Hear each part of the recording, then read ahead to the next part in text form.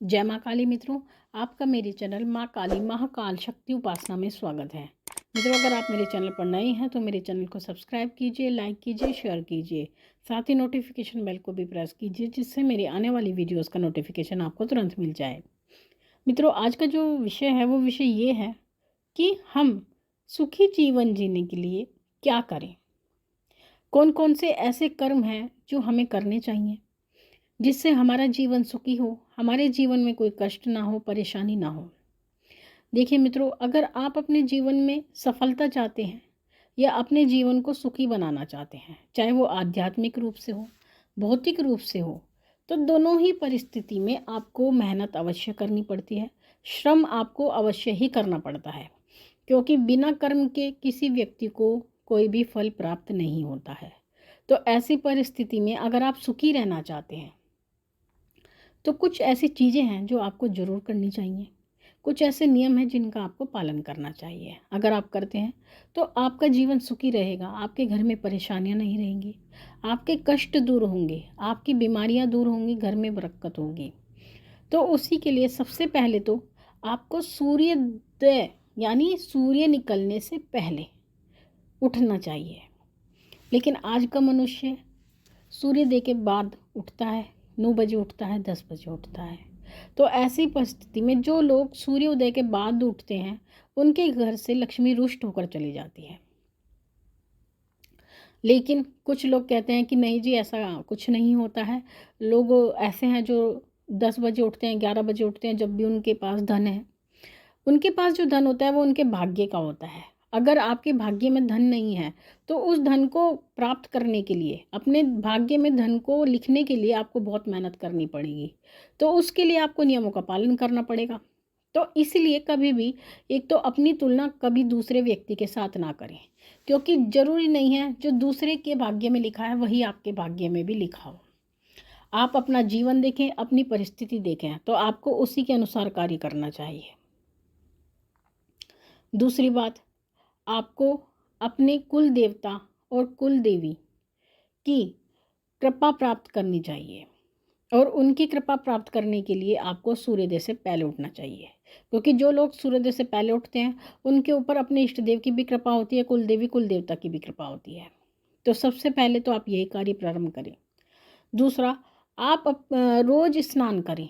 रोज़ स्नान, कुछ लोग ऐसे होते हैं जो रोज़ स्नान नहीं करते, कभी कभी छोड़ भी देते हैं बीच में, या कुछ लोग ऐसे भी हमने देखे हैं जो नास्तिक तरह से होते हैं, रोज़ स्नान नहीं करते। जो लोग रोज़ स्नान नहीं करते, एक तो उनकी बुद्धि मलिन हो जाती है, उनको सद्बुद्धि बिल्कुल नहीं आती है।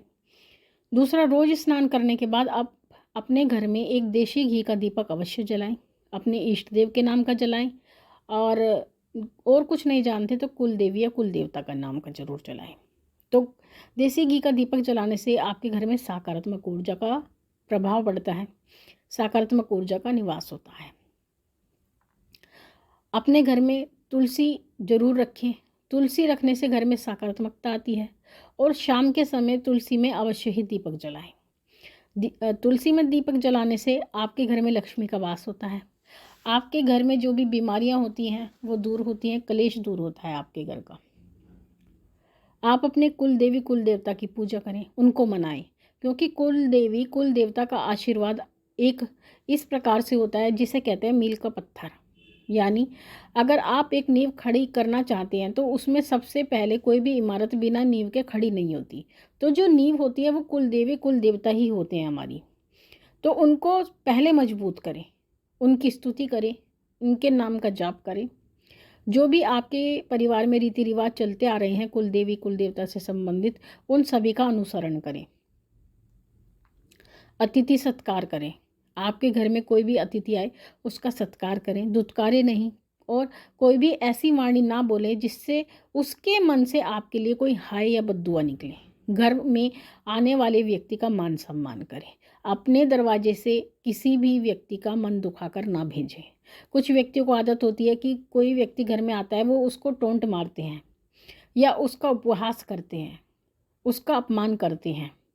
तो ये बात सबसे गलत होती है। अगर कोई व्यक्ति आपके मन घर से दुखी मन से निकलता है तो वो आपको बद्दुआ देकर निकलता है, और वही बद्दुआएं आपका पीछा नहीं छोड़ती हैं। और एक आपके कमज़ोर समय आने पर वो अपना आपके ऊपर प्रहार करती हैं। तब ऐसी परिस्थिति में आप कुछ कर नहीं पाते हैं, केवल जो बद्दुआ होती है उनका प्रभाव आपको कहते हैं बिल्कुल ही मिट्टी में मिला देता है। तो इसलिए अपने घर में आने वाली व्यक्ति का मान सम्मान करें, उन्हें प्रसन्न करके भेजें। सूर्यास्त के समय पर हो सके दोनों समय, यानी जब सूर्य निकलता है तब और सूर्यास्त होता है तब, यानी संध्या समय में पूजा पाठ अवश्य करें, दीपक अवश्य जलाएं। मंदिर जाएं, रोज़ आपको मंदिर जाना चाहिए। मंदिर जाने से भी सकारात्मक ऊर्जा आपके घर में आती है, आपके शरीर में प्रवेश करती है, और जो नकारात्मक ऊर्जा है वो आपके शरीर से निकलती है। मंदिर में दान अवश्य करें, जितना भी आपका सामर्थ्य है सामर्थ्य के अनुसार दान करें। और साथ ही अगर आपके पास पैसे नहीं हैं तो शारीरिक श्रम का दान करें, यानी जैसे मंदिर में सफाई करें, भगवान के वस्त्र आदि बदले, या दीपक साफ करने की, जो मंदिर के दीपक हैं उनको साफ करें, मंदिर के बर्तनों को साफ करें, झाड़ू का काम पकड़ लें, या आप डस्टिंग का काम भी पकड़ सकते हैं। तो इस प्रकार का शारीरिक श्रम का कार्य अगर आप कर सकें तो बहुत ही उत्तम होता है। और उसके लिए केवल एक मंदिर का चुनाव करें, यानी एक मंदिर का चुनाव करें, ये नहीं कि आज इस मंदिर में कल उस मंदिर में, केवल एक मंदिर का चुनाव करें और उसी मंदिर में लगातार आप सेवा करें। शिवलिंग पर जल अवश्य चढ़ाएं। भगवान शिव एक ऐसे देवता हैं जो आपके कष्टों से आपको मुक्ति दिलाते हैं, आपके पापों से आपको मुक्ति दिलाते हैं। और जब आप शिवलिंग पर जल चढ़ाते हैं तो जैसे ही भगवान भोलेनाथ के शिवलिंग से जल फिसलता है वैसे वैसे ही आपके पाप कर्म फिसलते हैं। तो इसलिए सभी व्यक्तियों को शिवलिंग पर जल अवश्य चढ़ाना चाहिए। साथ ही अन्न का दान करें, जितना अन्न का दान करेंगे उतनी आपके घर में बरकत आएगी। जितना सामर्थ्य है उतना ही दान करें। हम ये नहीं कहते सामर्थ्य से बाहर होकर दान करें, लेकिन जितना आपका सामर्थ्य है अन्न का दान करें। अन्न का दान ही महादान होता है। भूखे को भोजन दे, पशुओं को भोजन दे, आवारा जो जानवर होते हैं उनको भोजन दे, तो उनके मन से आपके लिए एक आशीर्वाद निकलता है जब आप उनकी आत्मा में भोजन डालते हैं। तो इस प्रकार से मित्रों, अगर आप सत्कर्म करते हैं तो सत्कर्म करने से मनुष्य का जीवन सुखी हो जाता है। और हम तो सुखी नहीं कहते, सफल हो जाता है, क्योंकि मनुष्य जो जीवन हमें मिला है उसका उद्देश्य यही है कि हम अपना भी उद्धार करें और दूसरों का भी उद्धार करें। तो मित्रों, ये थी जानकारी आप सभी के लिए। माँ भगवती से यही प्रार्थना करते हैं कि वो आपके भंडारे भरती रहे, आपकी सभी मनोकामनाओं को पूर्ण करती रहे। आपसे फिर मिलते हैं अपनी अगली वीडियो में।